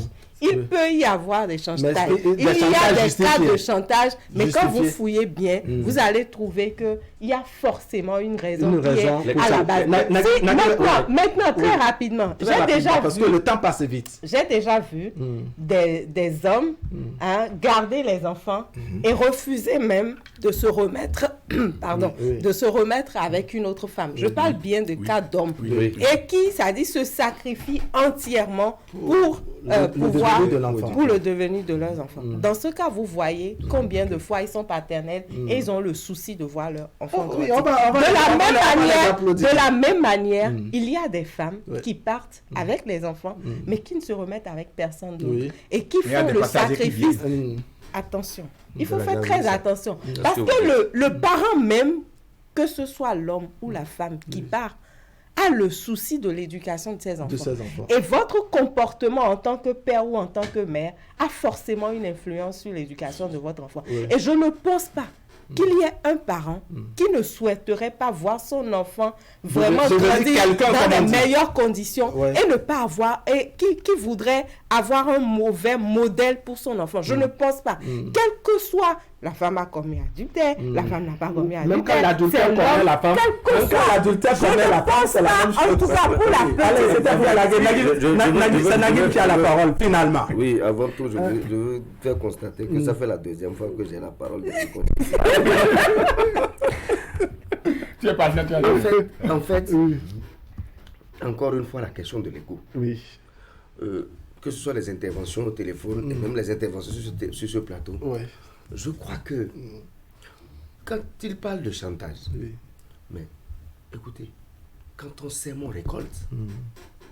Quand vous faites avec un enfant avec une femme et que ça se passe mal, considérez que l'enfant soit avec vous ou que l'enfant soit ailleurs, ça a un coût. Les effets de la séparation. Même si vous faites l'objet de chantage, défendez-vous comme vous pouvez. Mais bon, faites ce que vous pouvez. De toute façon, on ne vous mettra pas la corde au cou. Toujours, c'est pas parce que par exemple, si par exemple vous n'avez pas un bon cadre pour garder l'enfant, que par exemple vous savez que l'épouse, la femme que vous avez, c'est-à-dire celle avec qui vous vivez, vous avez refait votre vie, n'est pas forcément, c'est-à-dire ramener l'enfant et lui confier la garde n'est pas forcément une bonne idée. Parce que la maman de l'enfant va vous appeler par un moment pour vous dire que l'enfant est malade, envoyer l'argent, vous récupérez l'enfant quand même vous savez que là où vous venez mettre l'enfant, ce n'est pas le cadre adéquat pour que l'enfant... En toute chose, ça dit qu'il faut... Il faut rentrer ensemble. Il faut qu'on fasse une introspection pour dire... mais parce que c'est l'objectif. Quel est l'objectif? Et je suis d'accord avec Zakiat pour dire ça ne vient pas souvent. Il n'y a pas, il n'y a pas de femmes. Mais bon, comme l'avenir des enfants est en jeu, n'est-ce pas? Il n'y a pas de femme sur terre. La femme adultérienne, bon, en fait, la femme qui commet l'adultère, la femme qui commet l'adultère, vous ne pouvez pas tout de go dire que bon, celle-là, ce qu'elle va apprendre à l'enfant, c'est-à-dire que si l'enfant reste avec cette femme-là, c'est comment faire. L'enfant va apprendre à commettre l'adultère. Non, c'est pas. Vous-même là, vous avez vos vices. En tant qu'homme, l'enfant qui reste avec vous là, vous ne lui apprenez pas ce que vous avez comme vice. Qu'est-ce qui vous permet de dire que bon, comme la femme là est comme ça, et donc quand l'enfant va être là, c'est ça qu'elle va apprendre à l'enfant, c'est comme ça qu'elle va éduquer l'enfant. Mais oui, c'est-à-dire qui est sain. Qui est exempt de reproches. Pourtant, on protège. Autant que nous sommes aussi chacun à son côté noir, mais pourtant on garde les enfants et on se dit qu'on a la possibilité quand même d'éduquer l'enfant et d'amener l'enfant à atteindre certains résultats. Donc, c'est-à-dire que moi, vouloir peindre en noir, déjà quand on ne s'entend pas, quand on se sépare, c'est-à-dire l'autre est forcé, l'autre est toujours le diable. Celui qui est parti. Dès lors qu'on s'est séparé, et puis souvent on prend les enfants pour un moyen, c'est-à-dire le moyen de se venger, parce qu'on de faire mal à l'autre. C'est plus facile à un homme de vivre l'un de ses enfants qu'à une femme. Une femme qui a des enfants. Ça ne partage pas. C'est difficile pour une femme, en tout cas, je dis en général. Ça arrive que, par exemple, la femme, bon, n'ayant aucun moyen, etc., dépose l'enfant et s'en aille. Mais la plupart du temps, c'est difficile pour la femme de se séparer de ses enfants. Et comme on le sait, on use et on abuse de ça pour pouvoir faire mal à la femme parce qu'on veut se venger d'elle, etc. Mais est-ce que c'est ça ce qui est bien pour l'enfant? Moi, je dis, c'est l'homme, c'est l'un et l'autre. C'est pas l'un ou l'autre. D'accord. Si l'enfant est avec la femme, vous continuez. Moi, j'ai vu des parents qui ont laissé, par exemple, les enfants avec leur maman, mais qui sont tellement présents que, c'est-à-dire que ils sont tellement présents, il n'est pas présent dans la vie de la dame, mais il a aménagé des cadres pour voir son enfant, parler avec son enfant, discuter avec son enfant. L'enfant peut être même dans un mauvais cadre. Si vous faites, vous créez une proximité avec l'enfant et que vous lui parlez régulièrement, il va prendre le bon chemin. Alors vous permettez, on a assez d'interventions ce matin. On va prendre une contribution ce matin de Dr Awali Isaka, n'est-ce pas, qui nous écrivent ce matin. Vous permettez qu'on lise très rapidement la contribution de Dr Awali Isaka. Il dit, normalement dans un couple où il y a eu enfant, après le divorce, ce n'est pas la guerre. Cela veut dire que si les géniteurs sont responsables après le divorce, il doit y avoir des accords bilatéraux pour assurer l'avenir de l'enfant ou des enfants. Alors voilà, Dr Awali Isaka, n'est-ce pas, qui joue les diplomates, n'est-ce pas, à travers sa contribution. Il poursuit en disant que les enfants n'ont jamais demandé à venir au monde parce que c'est un choix de ses parents. Donc, il ne doit pas subir les conséquences néfastes du divorce de ses parents. Ceci étant, en Afrique, nous avons habituellement deux façons pour la garde des enfants après le divorce. La manière la plus populaire est celle qui se base sur les mariages traditionnels ou religieux sans un acte de mariage légal. Dans cette optique, c'est le plus nanti parmi le couple qui prend les enfants. Cela, n'est-ce pas, je me retrouve, n'est-ce pas, cela peut être la mère ou le père, pourvu que les enfants soient en sécurité sur le plan de leurs besoins vitaux. Ce sont les deux belles familles qui se réunissent après le divorce du couple pour faire cet arbitrage. Et le second volet, très rapidement, lorsque le mariage est légalement établi et reconnu par les tests en République du Bénin, et si le divorce a eu lieu dans un organe judiciaire, la loi permet à la personne plus équilibrée mentalement et financièrement de garder les enfants pour garantir leur avenir. Le message est un peu long, mais on a compris l'essentiel de cette contribution de Dr Awali Isaka, à qui nous disons merci. On a un autre téléspectateur en ligne que nous allons prendre. Téléspectateur en ligne, bonjour. Ils sont nombreux à se bousculer au bout du fil. Le sujet devient davantage passionnant. Téléspectateur en ligne, bonjour. Je crois qu'il est reparti. On va donner la parole à Koko Arsène Medewayon pour suivre. Pour son tome 3 ce matin. Koko Arsène Medewayon. Vous avez entendu les uns et les autres. Et l'équilibre qu'apporte Nagui Balek. Vous avez un tome 3 ou bien vous voulez. Le tome 3 à développer. Oui. Développez-nous le tome 3. Alors. Dans le tome 3, oui. Vous savez, n'allons pas souhaiter la séparation. Très bien. Dans le tome 3. La séparation, prions pour que la séparation... Je parlerai pas de plagiat, mais ça fait une page du tome de Nagui. Qui se retrouve chez ce qu'il vient de dire. Maintenant, les enfants sont venus par vous. Et vous devez tout faire pour les entretenir. Que ce soit séparation, que ce soit divorce, que ce soit... Tout compte fait, on doit tout faire pour les entretenir. Oui. Maintenant, celui qui a les moyens et n'a pas une moralité douteuse, c'est celui-là qui peut garder l'enfant, que ce soit le père, que ce soit la maman. C'est le tome 3. Quand les deux ne vont pas ensemble, par exemple, c'est-à-dire la personne a les moyens, mais est de moralité douteuse, ou n'est pas de moralité douteuse, mais n'a pas les moyens. Oui. Et s'il n'a pas les moyens, il ne peut pas garder l'enfant. D'accord. Alors, vous permettez qu'on prenne le téléspectateur en ligne qui attend depuis fort longtemps. Merci de vous présenter, téléspectateur. Oui. Bonjour, le plateau. Bien, bonjour. Ici, c'est M. Kalis Maoulawe. Monsieur Kalis Maoulawe, vous nous appelez d'où aujourd'hui? Depuis Fidjirose. Fidjirose, on vous écoute. Ok. Je soutiens beaucoup les propos de Nagui. que la responsabilité incombe les deux parents réellement. Il suffit qu'ils jouent ce qu'il faut parce qu'ils ont mis les enfants au monde, ils doivent jouer leur rôle.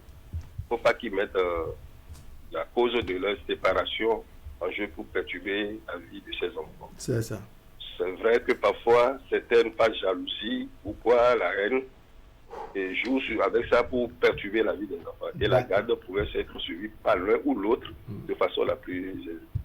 Mais souvent, dans les cas des femmes, par jalousie, et qui mettent en jeu la vie de ces enfants, par exemple, un cas que j'ai vécu, où la maman, chaque fois, effectivement, dit l'enfant est malade, ou oh, c'est faux. Le jour où j'ai décidé que, à tel endroit, dès que c'est là, j'assume, c'est disparu.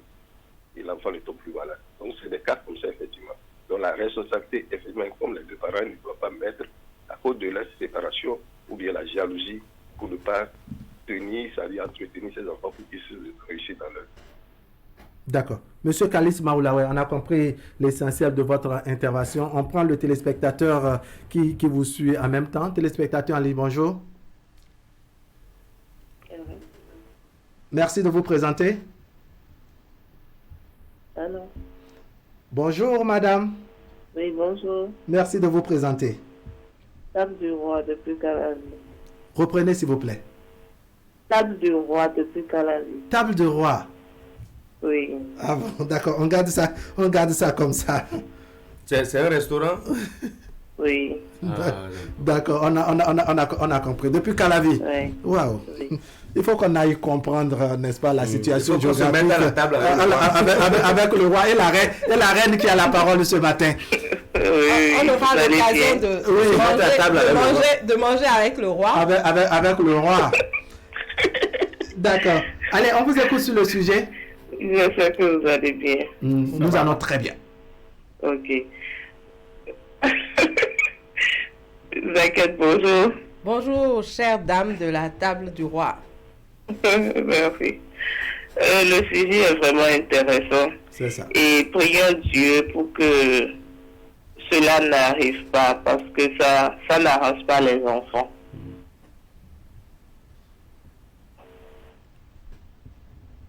Oui, vous avez suivi ceux qui vous ont précédé. Est-ce que vous comprenez qu'à des moments donnés, par exemple, il arrive que les femmes qui gardent les enfants, n'est-ce pas, fassent du chantage ou veulent commercialiser la garde des enfants au père?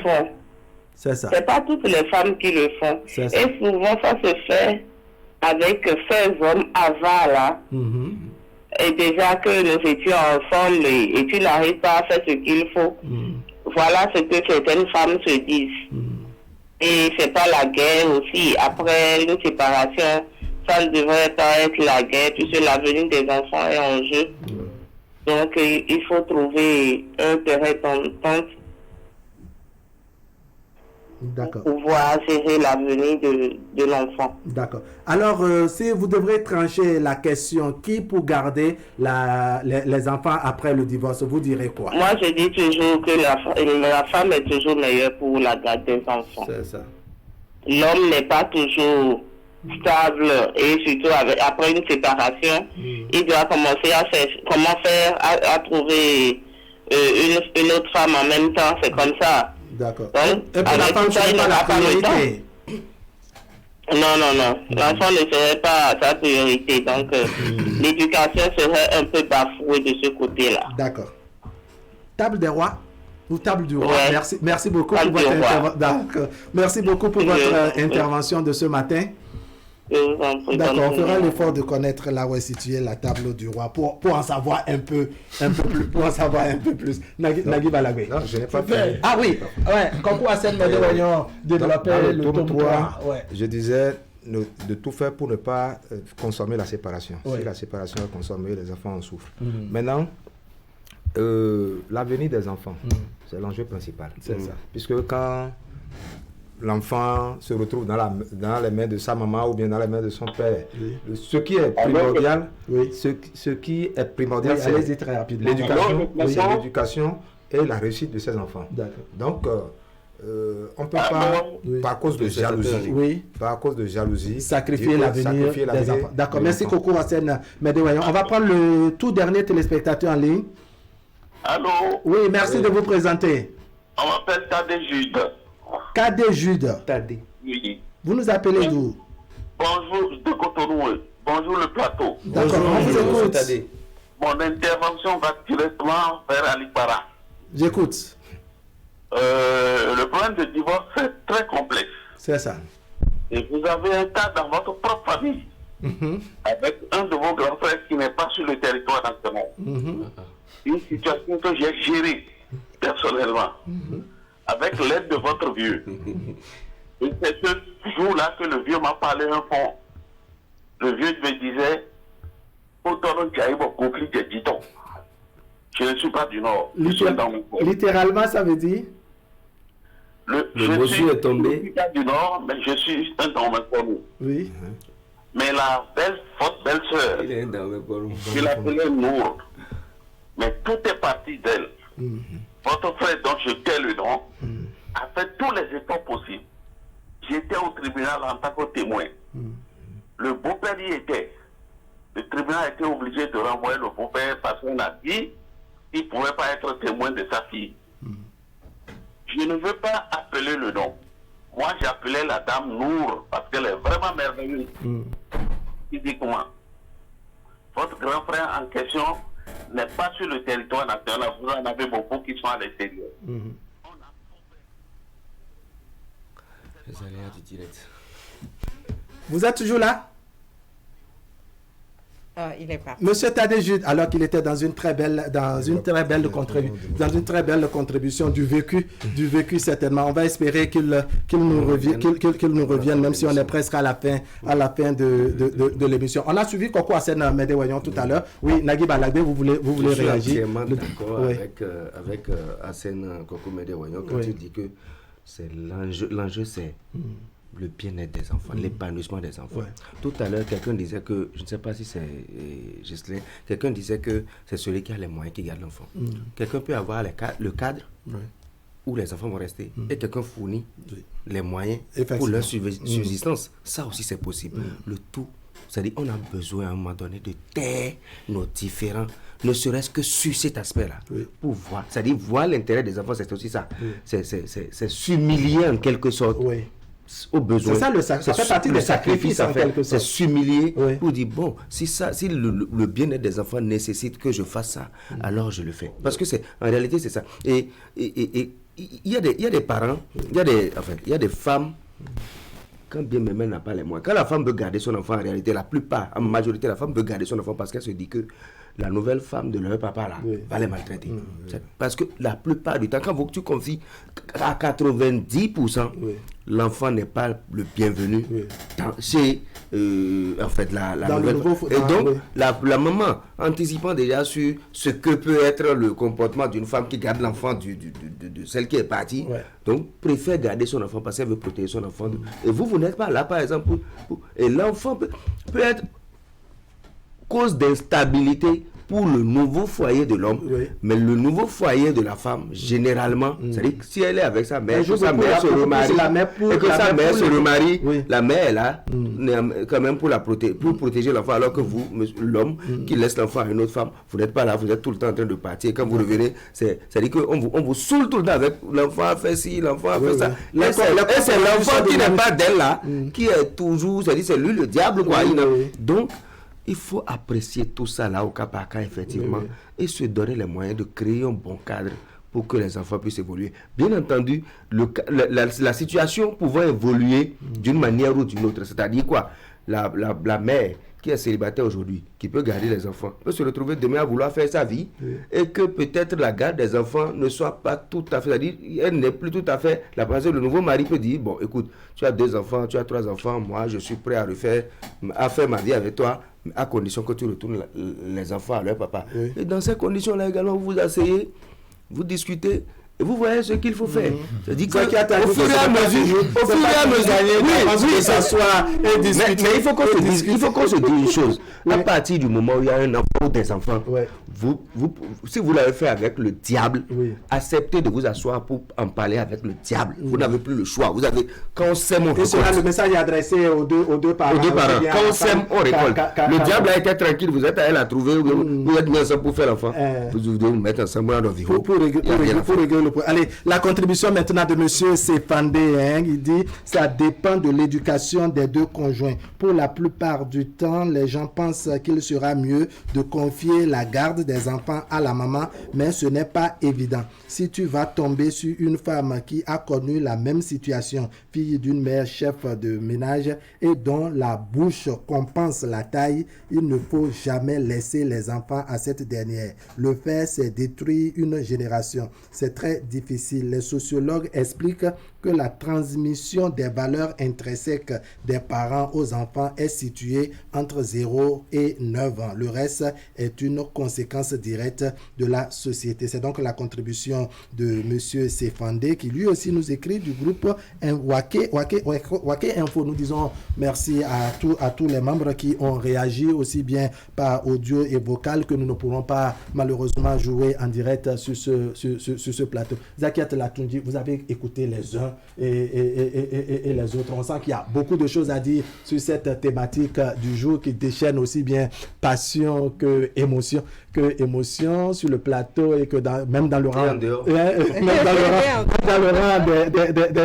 des téléspectateurs. On vous écoute en guise de synthèse. En guise de synthèse, je dirais, en réponse justement à la question posée après le divorce, qui peut garder? Le père peut garder, comme la mère peut garder.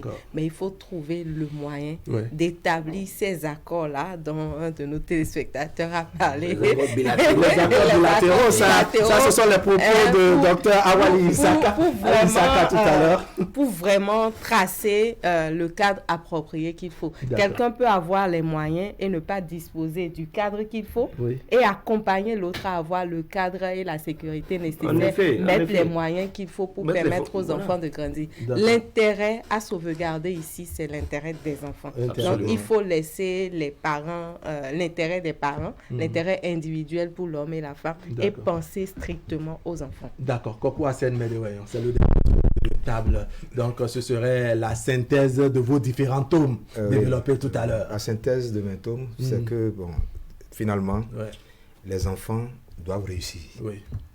En résumé, les enfants doivent réussir. Et que le père et la mère doivent travailler à cette réussite. Le père travaille toujours. Bon, moi, c'est pas toujours évident.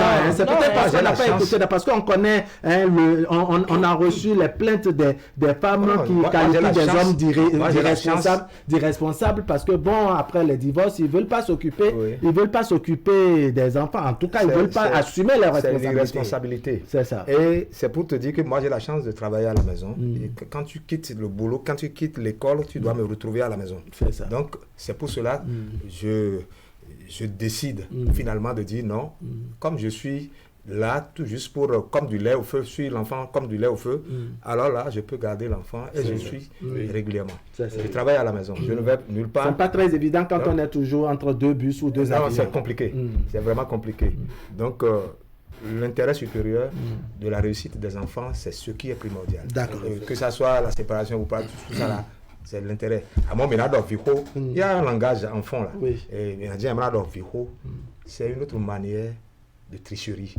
Moi, je ne suis pas d'accord. Non. Ça permet parfois de revisiter. Ce n'est pas un autre débat. Ça peut être l'objet de notre débat. Permettez à M. Hassan, laissez-moi développer ma thèse. Je vous dis, il a dit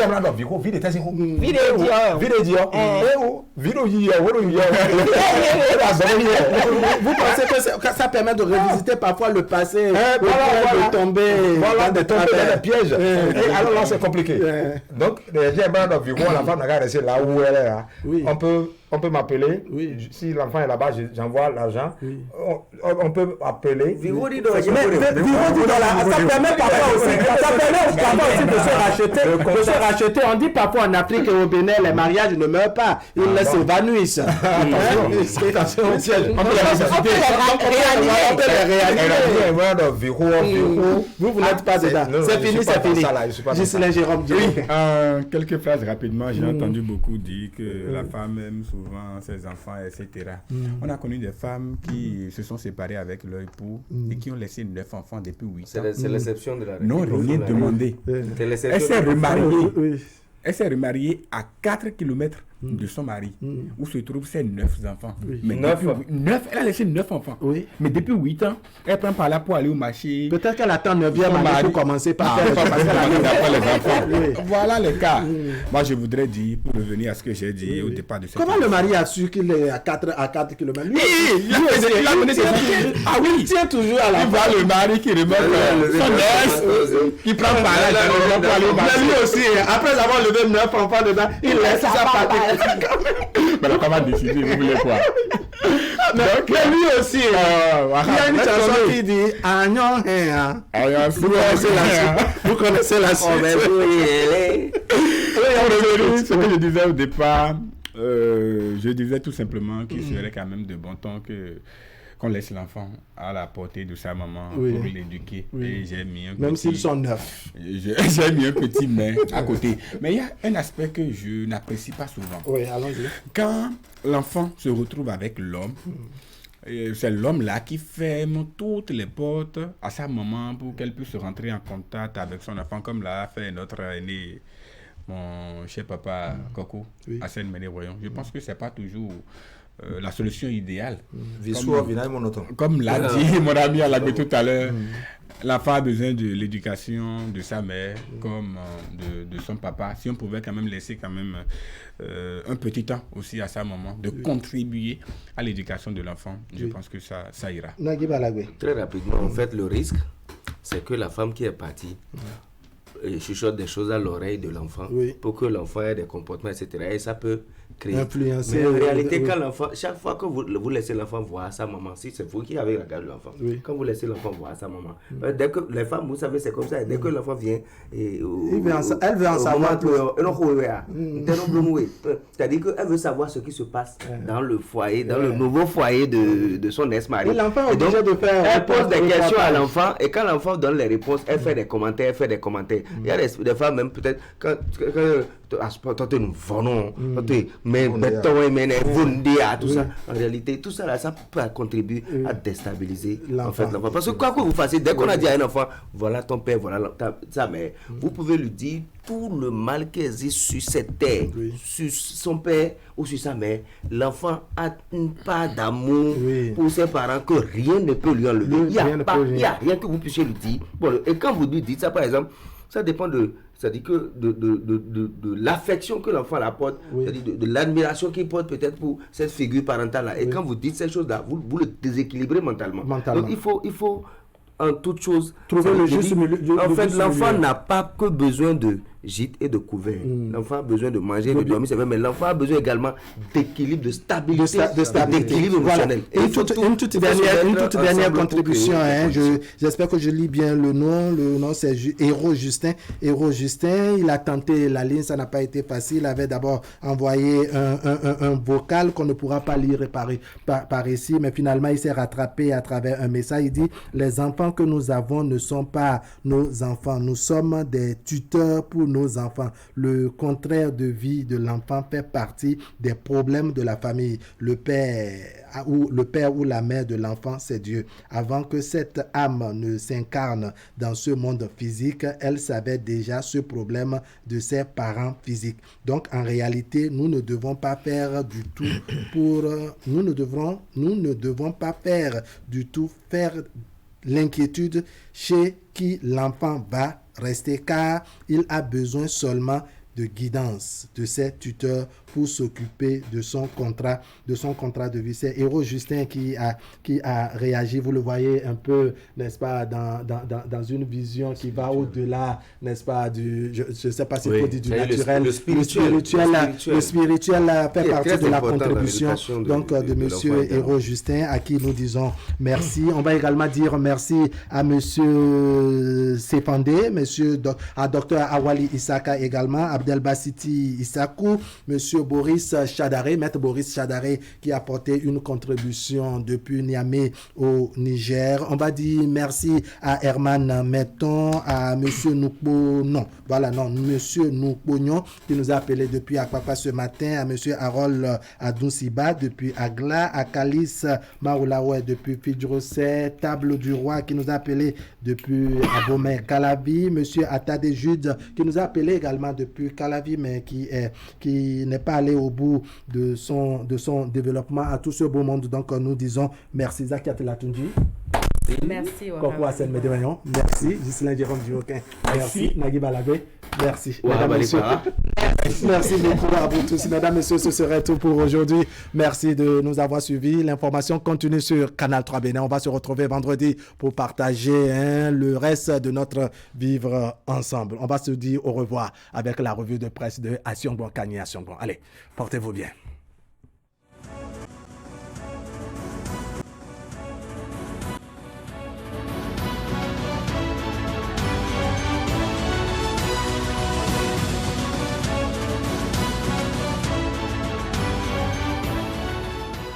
Bonjour à toutes, bonjour à tous. Fraternité souligne qu'après un fort rebond à 7,2% en 2021, la croissance réelle du Bénin est restée robuste pour s'établir à 6,3% en 2022, 3,3% par habitant, dans un contexte de tensions géopolitiques mondiales et d'instabilité régionale.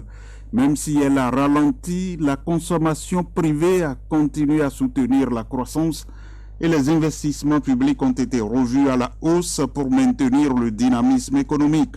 Côté offre, le secteur tertiaire reste le principal contributeur à la croissance en 2022, 2,9%, avec une forte contribution du secteur des transports, du commerce et des services de l'administration, respectivement, pour 0,6 points.